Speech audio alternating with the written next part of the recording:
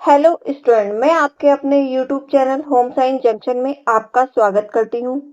मैं आपको कराऊंगी आज Bihar estate and Bihar PGT के लिए होम साइंस के कुछ इंपॉर्टेंट एमसीक्यू क्वेश्चन जो कि आपके एग्जाम के लिए बहुत ही ज्यादा हेल्पफुल रहेंगे। तो हम आज का सेशन स्टार्ट करते हैं। आज के सेशन में हमारा फर्स्ट क्वेश्चन है, आप लोगों से पूछा हुआ है इसमें कि छोटे कद की स्त्री को प्रमुखता निम्न में से कैसे वस्त्र पहनने चाहिए। आप लोगों को ये बताना है कि जिन वुमेन्स की यानी कि जिन स्त्रियों की हाइट कैसी होती है, छोटी होती है, उनको किस तरह के कपड़े पहनने चाहिए। ऑप्शन दिए हुए हैं इसमें। फर्स्ट ऑप्शन है हमारा आड़ी धारी के, सेकंड ऑप्शन है हमारा लंबी धारी के, थर्ड ऑप्शन हमारा फूलों तथा बड़ी पत्तियों वाले, एंड लास्ट ऑप्शन है हमारा चार खाने वाले डिजाइन के। तो इसमें राइट आंसर हो जाएगा हमारा लंबी धारी के। अगर हाइट कम होगी किसी लेडी की, तो अगर वो लंबी धारी वाले वस्त्र पहनेगी ना, तो कैसे लगेगी वो और ज्यादा लंबी लगेगी, मतलब उसकी जो कद छोटा है ना वो छुप जाएगा। इसी तरह अगर कोई स्त्री मोटी ज्यादा है तो उसको कैसे कपड़े पहनने चाहिए, मोटी ज्यादा है तब भी उसको लंबी धारी कपड़े पहनने चाहिए। इसी तरह अगर किसी की हाइट ज्यादा लंबी है तो उसको कैसी लाइन वाले कपड़े पहनने चाहिए, हॉरिजेंटल लाइन वाले कपड़े पहनने चाहिए। ठीक है, क्लियर है आपको ये।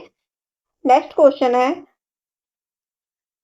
क्वेश्चन में पूछा हुआ आप लोगों से सजावटी कार्य को कई पद्धतियों में चुन्नटे बनाकर परिधान वस्त्र में किया जाता है, उसको क्या कहते हैं। ठीक है, आप लोग को ये बताना है जो फंक्शनल कार्य होता है उसमें कई पंक्तियों में जो चुन्नट बनाते हैं ना, उसको क्या कहते हैं। ऑप्शन दी हुए इसमें। फर्स्ट ऑप्शन है आपका प्लीट, सेकंड ऑप्शन है पफ, थर्ड ऑप्शन है सीरिंग, एंड लास्ट ऑप्शन है आपका रफुल। तो आपको ये बताना है कि इसमें से राइट आंसर क्या हो जाएगा। इसमें क्वेश्चन में ही हमारे की पॉइंट दिया हुआ है। क्या की पॉइंट है हमारा, चुन्नटे। तो चुन्नट किसमें बनाते हैं, चुन्नट को किसको कहते हैं, चुन्नट इस टाइप की बनती है, मतलब कई कपड़ा होता है उसको क्या हम करते हैं, गैदर्स में जोड़ के इस टाइप से चुन्नटे बना देते हैं। तो क्या हो जाता है, कपड़े में हमारा लुक आ जाता है कि इसका फुलनेस वाला। तो ये हमारा राइट आंसर क्या हो जाएगा, इसका प्लीट्स। क्या कहलाता है ये, प्लीट्स कहलाता है। नेक्स्ट क्वेश्चन है आज का। क्वेश्चन में पूछा हुआ आप लोगों से रेयोन वस्त्रों को धब्बों को छुड़ाने के लिए प्रयोग करना चाहिए। आप लोगों से ये पूछा कि जो रेयोन के वस्त्र होते हैं ना, उस पर अगर दाग धब्बे लग जाए तो उसको छुड़ाने के लिए आप किस चीजों का प्रयोग करेंगे। ऑप्शन दिए हुए हैं इसमें। फर्स्ट ऑप्शन है आपका रासायनिक, सेकंड ऑप्शन है प्राकृतिक, थर्ड ऑप्शन है भौतिक, एंड लास्ट ऑप्शन है साबुन।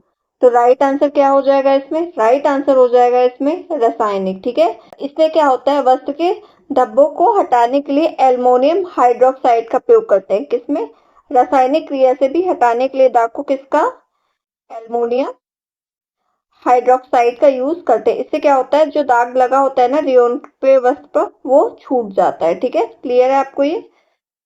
हाइड्रोक्साइड हो जाएगा, ये क्या हो जाएगा, हाइड्रोक्साइड। अगर आप लोगों को क्वेश्चन अच्छे लग रहे हो तो आप क्लास को लाइक भी कर दीजिएगा। ठीक है, नेक्स्ट क्वेश्चन है।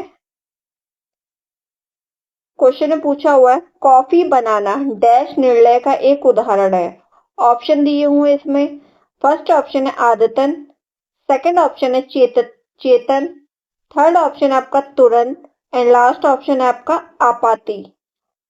तो राइट आंसर क्या हो जाएगा, ये आपाती नहीं, ये हो जाएगा आपात। ठीक है, क्या हो जाएगा, आपात। तो इसमें आप लोग को ये बताना है कि राइट आंसर इस क्वेश्चन का क्या हो जाएगा। तो कॉफी बनाना जो होता है ना, आदतन निर्णय का एक उदाहरण है। किसका, आदतन निर्णय का एक उदाहरण है। आप लोगों ने देखा होगा, जिस भी इंसान को अगर आदत हो, जिसको चाय या कॉफी को, अगर उसको चाय या कॉफी ना मिले उसी टाइम पे, तो उसके क्या होता है, उसके सर में दर्द होने लगता है। ये क्या होता है, व्यक्ति की आदत पड़ जाती है, यानी कि हैबिट पड़ जाती है व्यक्ति की। नेक्स्ट क्वेश्चन है। क्वेश्चन में पूछा हुआ है आप लोगों से प्रबंधन प्रक्रिया का प्रथम चरण कौन सा है, यानी कि प्रोसेस मैनेजमेंट का आप लोगों से क्या पूछा गया है, प्रथम चरण पूछा गया है। ऑप्शन दिए हुए हैं। फर्स्ट ऑप्शन आपका नियंत्रण, सेकंड ऑप्शन है मूल्यांकन, थर्ड ऑप्शन आपका संज्ञान, एंड लास्ट ऑप्शन क्या है आपका, इनमें से कोई नहीं। तो प्रबंधन प्रक्रिया का प्रथम चरण ना तो नियंत्रण होता है, और ना ही मूल्यांकन होता है, और ना ही संगठन होता है, और न तो इसमें से राइट आंसर क्या हो जाएगा, इसका राइट आंसर हो जाएगा इनमें से कोई नहीं, बल्कि प्रबंधन प्रक्रिया का प्रथम चरण होता है प्लानिंग। ठीक है, क्या होता है? प्लानिंग यानी कि योजना। क्या कहलाता है? ये योजना कहलाता है। इसको योजना को कई जगह नियोजन भी बोला जाता है। क्लियर है आपको ये? तो ये प्रबंधन प्रक्रिया का प्रथम चरण होता है। नेक्स्ट क्वेश्चन है आज का। क्वेश्चन में पूछा हो आप लोगों से, सेवाओं तथा वस्तुओं का मिलना निम्न का स्रोत है। किसका स्रोत है? आप लोग को ये बताना है। फर्स्ट ऑप्शन है मौद्रिक आय, सेकंड ऑप्शन है आपका मानसिक आय, थर्ड ऑप्शन है आपका सभी विकल्प यानी कि सारे विकल्प जो दिए हुए हैं ना वो सही है, एंड लास्ट ऑप्शन है आपका वास्तविक आय।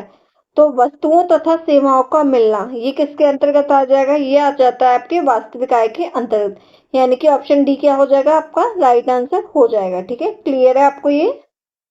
नेक्स्ट क्वेश्चन है आज का। क्वेश्चन में पूछा हुआ है आप लोगों से कि जागरूक उपभोक्ता बनने के लिए व्यक्ति को क्या आवश्यक होता है? व्यक्ति के लिए ऑप्शन दिए हुए हैं।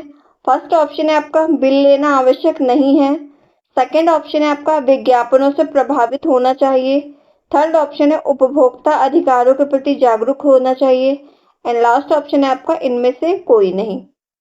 तो जो जागरूक उपभोक्ता बनने के लिए क्या करना चाहिए? बिल लेना आवश्यक नहीं है, एकदम गलत है, बल्कि बिल लेना आवश्यक होता है। विज्ञापनों से प्रभावित नहीं होना चाहिए। ठीक है, जब ये दोनों नहीं है और ये भी आंसर आपका नहीं हो तो आपका राइट आंसर हो जाएगा ऑप्शन सी, यानी कि उपभोक्ता अधिकारों के प्रति जागरूक होना चाहिए। ठीक है, जो जागरूक उपभोक्ता होंगे ना उनको अपने जो कंज्यूमर राइट्स है उसके प्रति भी जागरूक होना चाहिए। उनको पता होने चाहिए क्या क्या कंज्यूमर राइट्स होते हैं। जैसे उनको कोई भी वस्तु खरीदते समय क्या देखना चाहिए, या कुछ भी खरीद रहे हैं तो उनको लेबल देखना चाहिए, उसका प्राइस देखना चाहिए, वस्तु की एक्सपायरी डेट चेक करनी चाहिए, वस्तु की मात्रा चेक करनी चाहिए कि इसमें कितनी मात्रा दे रखी है, उसका वेट कितना है, उसका प्राइस कितना है, उसका कंपोजिशन क्या है यानी कि संगठन क्या है, कि किन किन चीजों से मिलकर बना हुआ है ये कोई भी, अगर हम कोई भी फूड आइटम लेते हैं। क्लियर है आपको? तो जागरूक उपभोक्ता को ये सारी चीजें देखनी चाहिए और बिल तो जरूर लेना चाहिए। ठीक है, अगर कोई भी चीज मतलब जैसे एक्सपायरी डेट है निकल गई है, तो अगर एक्सपायरी डेट निकल गई तो हमें वो सामान नहीं लेना चाहिए। और कई कई दुकानदार क्या करते हैं, जो एमआरपी रेट लिखा होता है ना उस रेट पे या उससे ज्यादा देते हैं। तो कंज्यूमर को क्या करना चाहिए? एमआरपी रेट देखना चाहिए, यानी कि अपना क्या देखना चाहिए? प्राइस देखना चाहिए। अगर कोई दुकानदार प्राइस से ज्यादा पैसा ले रहा है तो उसको नहीं देना चाहिए, उसके एमआरपी रेट के अकॉर्डिंग उसका पेमेंट करना चाहिए। ठीक है, क्लियर है आपको ये क्वेश्चन का आंसर? नेक्स्ट क्वेश्चन है आपका। क्वेश्चन में पूछा हुआ है आप लोगों से, ऑनलाइन ई मार्केटिंग इस प्रकार किया जाता है। तो आप लोग को ये बताना है कि ऑनलाइन ई मार्केटिंग किस प्रकार से किया जाएगा। ऑप्शन दिए हुए हैं इसमें। फर्स्ट ऑप्शन है आपका टीवी के माध्यम से, सेकंड ऑप्शन है आपका केवल उपभोक्ता के लिए व्यवसाय होता है, या व्यवसाय से व्यवसाय किया जा सकता है यानी कि बिजनेस से बिजनेस कर सकते हैं, एंड लास्ट ऑप्शन है आपका इंटरनेट वेबसाइट से। ठीक है, तो इसमें राइट आंसर क्या हो जाएगा आपका? जो ऑनलाइन ई मार्केटिंग होता है वो किसका प्रकार होता है? इंटरनेट वेबसाइट का। ठीक है, किसका प्रकार कहलाता है? वो इंटरनेट वेबसाइट का प्रकार होता है। इसी तरह आप लोगों ने देखा होगा जो ऑनलाइन मार्केटिंग होती है वो क्या होते हैं? फ्लिपकार्ट हो गया, अमेजोन हो गया, मीशो हो गया। तो आप लोग भी ऑनलाइन मार्केटिंग ही तो करते हो, मतलब ऑनलाइन आप सामान जो भी मंगाते हो तो ऑनलाइन मार्केटिंग से ही तो मंगाते हो आप लोग। जैसे कोई भी चीज हो तो ऑनलाइन ऑर्डर कर दिया आपने, फ्लिपकार्ट हो गया, अमेजोन हो गया, मीशो हो गया, इन सब से क्या करते हो आप लोग? कोई भी सामान अपना मंगा सकते हो आराम से। ठीक है, इसलिए आपके लिए अवेलेबल होता है। नेक्स्ट क्वेश्चन है आज का। क्वेश्चन में पूछा हुआ है आप लोगों से, बालक का पहला ढालने वाला मोल्डर है कौन होता है? आप लोग को ये बताना है। ऑप्शन दिए हुए हैं इसमें। फर्स्ट ऑप्शन है आपका सोशल मीडिया, सेकंड ऑप्शन है आपका जल यानी कि वाटर, थर्ड ऑप्शन है आपका परिवार यानी कि फैमिली, एंड लास्ट ऑप्शन है आपका रेत। तो बालक को पहला ढालने वाला मोल्डर मोल्डर जो होता है ना वो कौन होता है? परिवार। कौन होता है? परिवार। तो ऑप्शन सी क्या हो जाएगा? हमारा राइट आंसर हो जाएगा। ठीक है, नेक्स्ट क्वेश्चन है आज का। क्वेश्चन में पूछा हुआ है, निम्न में से कार्य सरलीकरण की औपचारिक तकनीक कौन सी है? आप लोग को ये बताना है। ऑप्शन दिए हुए हैं इसमें। फर्स्ट ऑप्शन है पाथवे चार्ट, सेकंड ऑप्शन है प्रोसेस चार्ट, थर्ड ऑप्शन है आपका micro motion analysis, and last option है आपका ऑपरेशन चार्ट। ठीक है, तो इसमें राइट आंसर क्या बताना है आपको, राइट आंसर क्या होगा आपको बताना है। तो कार्य सरलीकरण की दो विधि होती है, एक तो होती है आपकी औपचारिक तकनीक, एक होती है आपकी कौन सी, पेन पेंसिल टेक्निक। तो जितने चार्ट वाले हैं ना ये सारे किस में आ जाते हैं, पेन और पेंसिल टेक्निक में। एंड आपका बचता है कौन सा, थर्ड ऑप्शन यानी कि option C micro motion analysis. तो ये क्या हो जाएगा, ये आपका राइट आंसर हो जाएगा। ठीक है, क्लियर है आपको ये। नेक्स्ट क्वेश्चन है आज का। क्वेश्चन में पूछा हुआ आप लोगों से, पाथवे चार्ट किससे संबंधित है, किससे, पाथवे चार्ट किससे संबंधित है। ऑप्शन दिया हुआ है इसमें। फर्स्ट ऑप्शन है पेन और पेंसिल, सेकंड ऑप्शन है आपका पेन और धागा, थर्ड ऑप्शन है आपका पेन और सुई, एंड लास्ट ऑप्शन है आपका सुई और धागा। तो इसमें राइट आंसर हो जाएगा हमारा पेन और धागा। क्या हो जाएगा, पेन और धागा। ऑप्शन बी हमारा राइट आंसर हो जाएगा। यानी कि जो पाथवे चार्ट होता है ना वो पेन और धागे से संबंधित होता है। पाथवे चार्ट में एक मतलब कैमरा लगा होता है, इसमें क्या होता है, कोई वर्कर है यहाँ पे पिन लगा दी जाती है जगह जगह पे। तो जो काम करने वाली महिला है या कोई भी कहीं भी काम करे तो क्या जैसे यहाँ पर गई तो यहाँ पे क्या किया, पिन तो लगी हुई है इसमें, पिन लगा के अगर यहाँ गई तो यहाँ पहले धागा बांध देते हैं, फिर उसके बाद जब ये यहाँ गई तो ये धागा यहीं से मोड़ देते हैं। ठीक है, फिर उसके बाद अगर उसे यहाँ जाना है तो यहाँ पिन से धागा बांध दिया, पिन लगा दी तो धागा बंध गया, तो फिर इधर मोड़ दिया क्योंकि महिला इस साइड।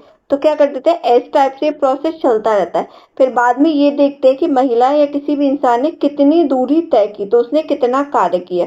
तो ये कैसे संबंधित होता है, पाथवे चार्ट से। ठीक है, किससे, पाथवे चार्ट से संबंधित होता है। इसमें पिन और धागे का यूज किया जाता है। जैसे देखिए मैं यहाँ बताती हूँ आप लोगों को। जैसे कोई व्यक्ति ऐसे गया, फिर उसने क्या किया, उसको यहाँ पे मोड़ना है तो यहाँ पे क्या लगा दिया, यहाँ पे आपके लगा दिया पिन, और पिन लगा के धागे को इसी में फोल्ड कर दिया, फिर इस धागे को कहाँ मोड़ दिया, इधर। इसी तरह अब इस व्यक्ति को यहाँ मोड़ना है तो ये क्या, यहाँ पे क्या दिए, क्या लगा दिए, यहाँ पे फिर से पिन लगा दिया और धागे को फोल्ड कर दिया। ठीक है, फिर यहाँ से लग कर दिया आगे। तो फिर इसी तरह आगे इस व्यक्ति को आगे यहाँ मोड़ना है तो यही प्रोसेस ऐसा ही चलता रहता है। ठीक है, और इसको दिया था यानी कि पाथवे चार्ट को दिया था सबसे पहले गिलबर्ट ने। किसने प्रयोग किया था, पाथवे चार्ट का प्रयोग सबसे पहले गिलबर्ट ने किया था। क्लियर है आपको ये। नेक्स्ट क्वेश्चन है आज का। क्वेश्चन में पूछा हुआ है आप लोगों से, कार्य निष्पादन पर व्यवहारिक प्रयोग में संयुक्त परिचित ज्ञान के रूप में परिभाषित किया जाता है किसे। ऑप्शन दिए हुए हैं आपके। फर्स्ट ऑप्शन है आपका अनाड़ीपन, सेकंड ऑप्शन है कौशल, थर्ड ऑप्शन है अक्षमता, एंड लास्ट ऑप्शन क्या है, बेवकूफी। ठीक है, तो इसमें राइट आंसर क्या हो जाएगा आप लोग को ये बताना। देखिए कार्य निष्पादन पर व्यवहारिक प्रयोग में, तो संयुक्त परिचित ज्ञान के रूप में किसको परिभाषित करेंगे आप, इसमें एलिमिनेशन मेथड भी लगा सकते हो। ठीक है, जैसे अनाड़ीपन आपका निगेटिव आंसर है ये, अक्षमता भी आपका निगेटिव ऑप्शन है, एंड बेवकूफी भी क्या है आपका निगेटिव ऑप्शन है।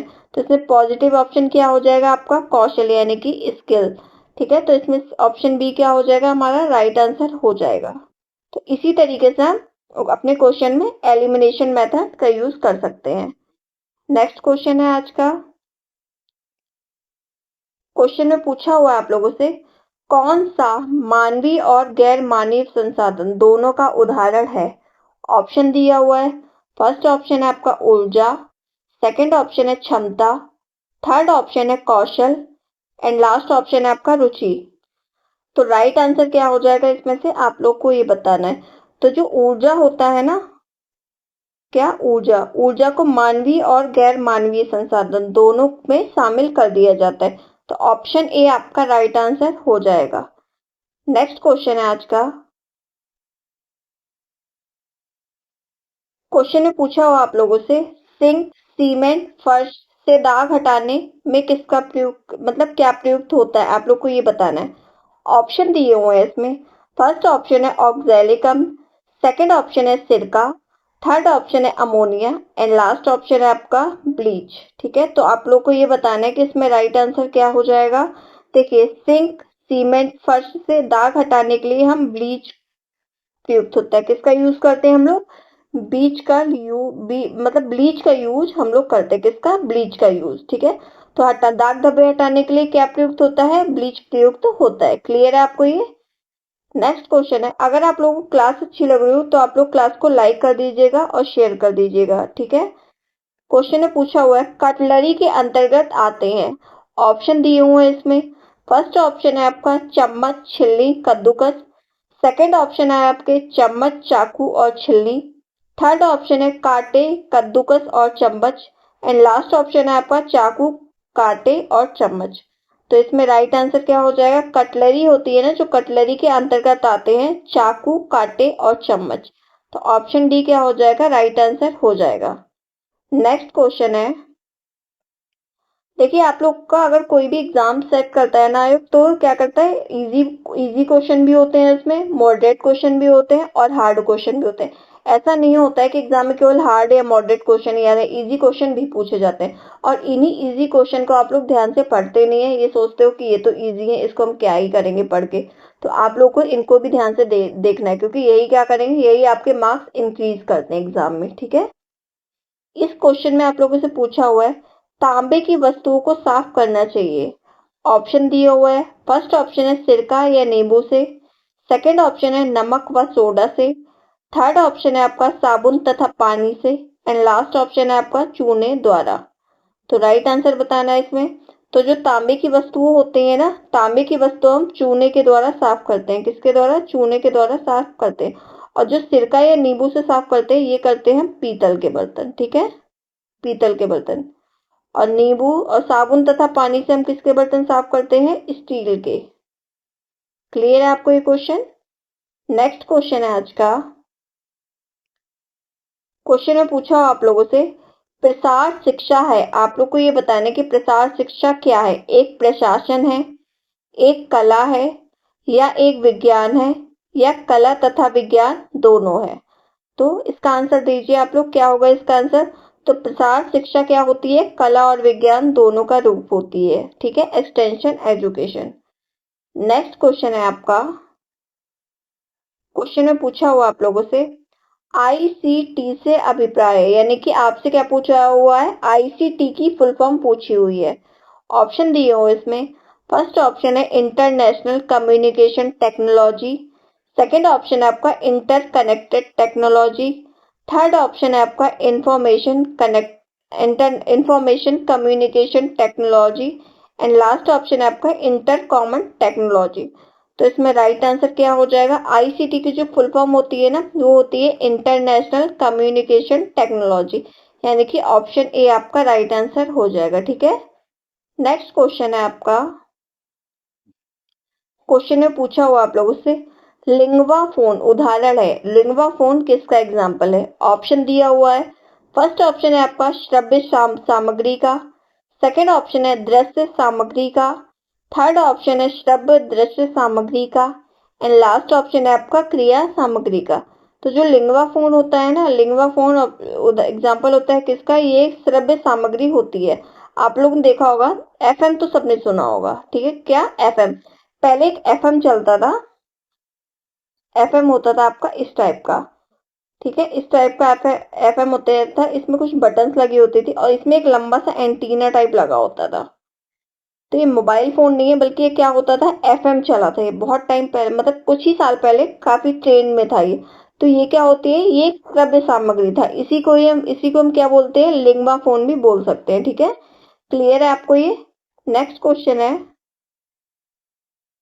क्वेश्चन में पूछा हुआ, ये इंपॉर्टेंट क्वेश्चन है आपका। क्वेश्चन में पूछा है वह प्रथम भारतीय पुरुष जिन्होंने गृह विज्ञान यानी कि होम साइंस से पीएचडी कर राजेंद्र कृषि विश्वविद्यालय पूसा समस्तीपुर बिहार में गृह विज्ञान संकाय के डीन पद पर कार्य किया, ये कौन से व्यक्ति हैं? आप लोग को ये बताना है। ऑप्शन दिया हुआ है इसमें। फर्स्ट ऑप्शन है आपका डॉक्टर के एन चंद्रशेखर। सेकंड ऑप्शन है डॉक्टर नागेश्वर प्रसाद। थर्ड ऑप्शन है आपका doctor Ramraj Prasad Sinha. And last option है आपका डॉक्टर मधुसूदन प्रसाद सिन्हा। तो जो भारतीय प्रथम पुरुष थे ना, जिन्होंने गृह विज्ञान में पीएचडी करके राजेंद्र कृषि विश्वविद्यालय यानी कि बिहार में होम साइंस संकाय के डीन पद पर कार्य किया, तो डीन पद पर कार्य किया था आपके डॉक्टर के एन चंद्रशेखर ने, ठीक है। किसने? डॉक्टर के एन चंद्रशेखर जी ने किया था। तो ऑप्शन ए क्या हो जाएगा आपका राइट आंसर हो जाएगा। और ये आपका मोस्ट इंपॉर्टेंट क्वेश्चन है, ठीक है, इसको आप लोग जरूर याद कर लीजिएगा। नेक्स्ट क्वेश्चन में पूछा हुआ आप लोगों से, एक पारदर्शी फ्रेम की हुई तस्वीरें जिसमें संकेंद्रित प्रकाश किया गया हो वह क्या कहलाता है? ऑप्शन दिया हुआ है। फर्स्ट ऑप्शन है फिल्म स्ट्रिप, सेकंड ऑप्शन है ट्रांसलाइट, एंड थर्ड ऑप्शन है आपका film slide, and last option है आपका मोशन पिक्चर। तो आप लोग को ये बताना है कि राइट आंसर इसमें से क्या हो जाएगा।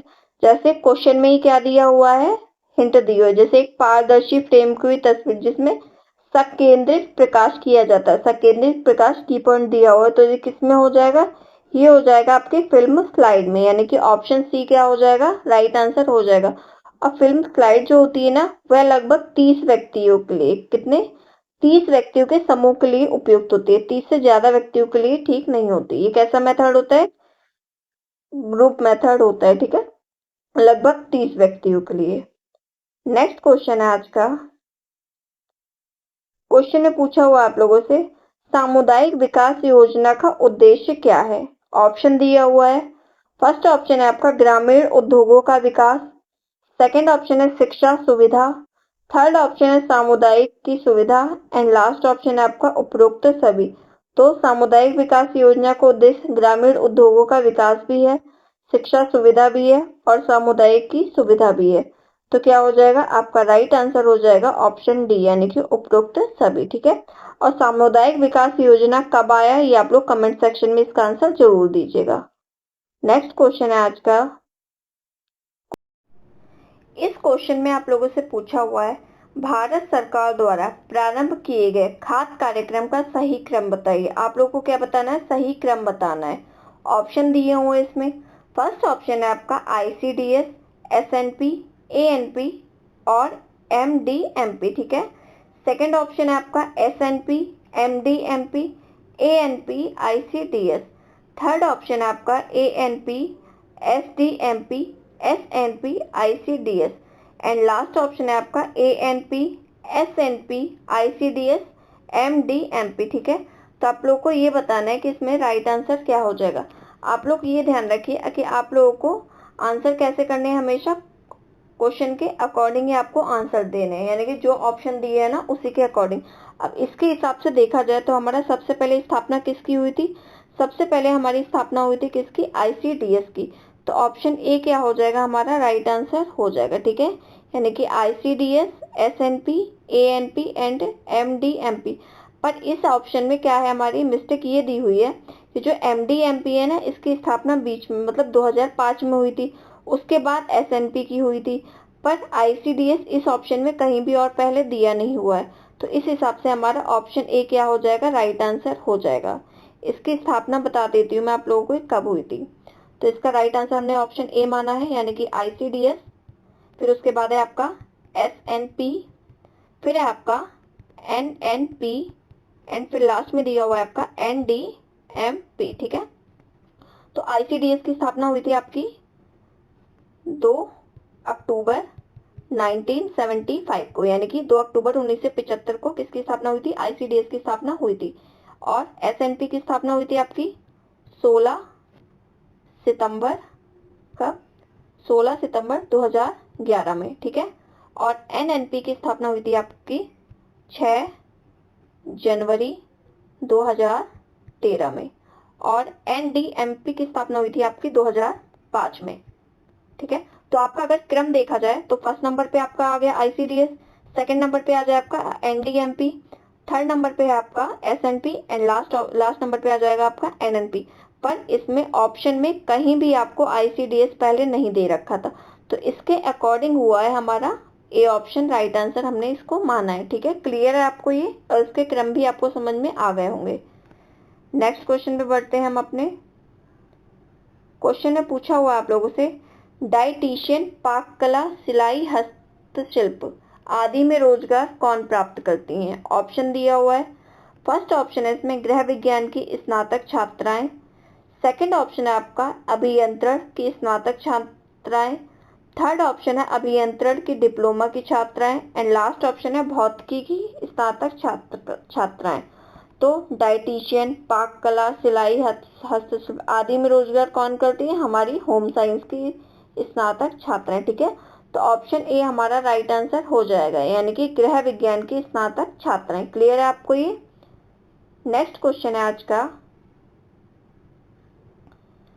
क्वेश्चन में आप लोगों से पूछा हुआ है, बच्चों और वयस्कों की समान शिक्षा के लिए शुरू किया गया विद्यालय का आधारभूत तंत्र क्या है? ऑप्शन दिया हुआ है। फर्स्ट ऑप्शन है भूदान, सेकंड ऑप्शन है नई तालीम, थर्ड ऑप्शन है प्रयोग परियोजना एंड लास्ट ऑप्शन है आपका मार्टेंडम। ठीक है, तो इसमें राइट आंसर हो जाएगा हमारा ऑप्शन बी, यानी कि नई तालीम।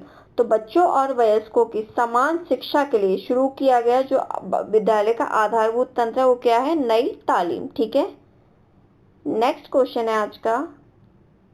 क्वेश्चन में पूछा आप लोगों से, शिक्षित करके व्यक्ति का दृष्टिकोण बदलना का आधारभूत दर्शन है। ऑप्शन दिया हुआ है। फर्स्ट ऑप्शन है शिक्षा का, थर्ड ऑप्शन है शिक्षण का, थर्ड ऑप्शन है इतिहास का एंड लास्ट ऑप्शन है आपका विस्तारण कार्य का। ठीक है, तो शिक्षित करके व्यक्ति का दृष्टिकोण बदलना, ये किसका आधारभूत दर्शन होता है? विस्तारण कार्य का आधारभूत दर्शन होता है, यानी कि एक्सटेंशन वर्क। तो ऑप्शन डी क्या हो जाएगा? हमारे राइट आंसर हो जाए। कई जगह पे इसका आंसर ऑप्शन ए भी माना गया है। ठीक है, तो आपको ऑप्शन ए और ऑप्शन डी दोनों देखने को मिल सकते हैं। नेक्स्ट क्वेश्चन है आज का। क्वेश्चन में पूछा हुआ है, टेबुला रासा का क्या मतलब होता है? आप लोग को ये बताना है। ऑप्शन दिया हुआ है इसमें। फर्स्ट ऑप्शन है टेबुलर अरेंजमेंट, सेकंड ऑप्शन है कुर्सी और मेज, थर्ड ऑप्शन है blank slate and last option है आपका बोर्ड और स्लेट। तो जो टेबुलर रासा होता है ना, टेबुलर रासा का मतलब क्या होता है? Blank slate. तो ऑप्शन सी क्या हो जाएगा? हमारा राइट आंसर हो जाएगा।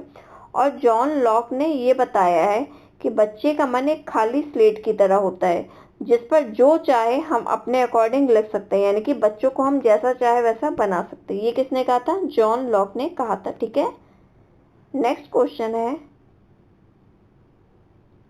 क्वेश्चन में पूछा हुआ आप लोगों से, किसी व्यक्ति का खोई हुई कार्य क्षमता को पुनः बहाल करने की प्रक्रिया डैश कहलाती है? आप लोग को ये बताना है कि क्या कहलाती है। ऑप्शन दिए हुए हैं इसमें। फर्स्ट ऑप्शन है चिकित्सा, सेकंड ऑप्शन है पुनर्वास, थर्ड ऑप्शन है हस्तक्षेपण एंड लास्ट ऑप्शन क्या है? उत्प्रेरण। तो किसी व्यक्ति की खोई हुई कार्य क्षमता को पुनः बहाल करने की प्रक्रिया पुनर्वास कहलाती है। क्या कहलाती है?